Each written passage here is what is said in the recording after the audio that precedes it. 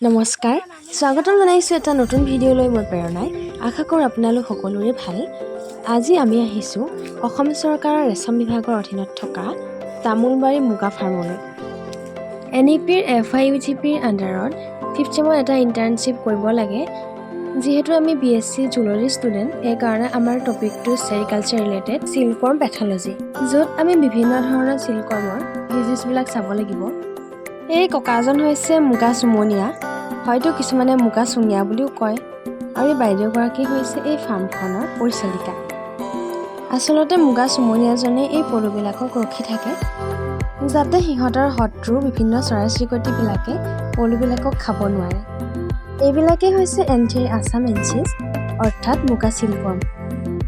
আৰু সিহঁতে এয়া সিহঁতৰ প্ৰাথমিক আহাৰ চুমুগছৰ পাত খাই আছে যাৰ সাইন্টিফিক নেম হৈছে পাৰ্চিয়া বোম্বাইচিনা তাৰোপৰি সিহঁতে দীঘলতি সোৱালো মেজাংকৰি আদিকে ধৰি অন্য কেইবিধমান গছৰ পাতো খায় তাতে আমি মেজাংকৰি গছবোৰ দেখিছিলোঁ আৰু এয়া হৈছে মেজাংকৰি গছৰ পাত আমাৰ বিষয়টোৰ মতে আমি পলু বিভিন্ন বেমাৰবিলাকৰ বিষয়ে অধ্যয়ন কৰিব লাগে যদিও তাৰ আগতে ইয়াৰ ৰিয়েৰিং প্ৰচেছটোৰ বিষয়ে জানিব লাগিব সেইকাৰণে আজি আমি তামুলবাৰী মুগা ফাৰ্মলৈ আহিছোঁ আচলতে মুগা পুহুতে কিছুমান লোকবিশ্বাস মানি চলা হয়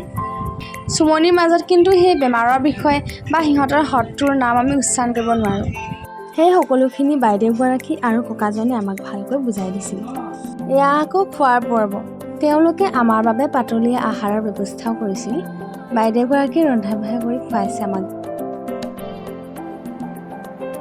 আজিৰ ভিডিঅ'টো ইমানতে সামৰণি মাৰিছোঁ এটা নতুন ভিডিঅ'ৰ সৈতে পুনৰ লগ পাম বাই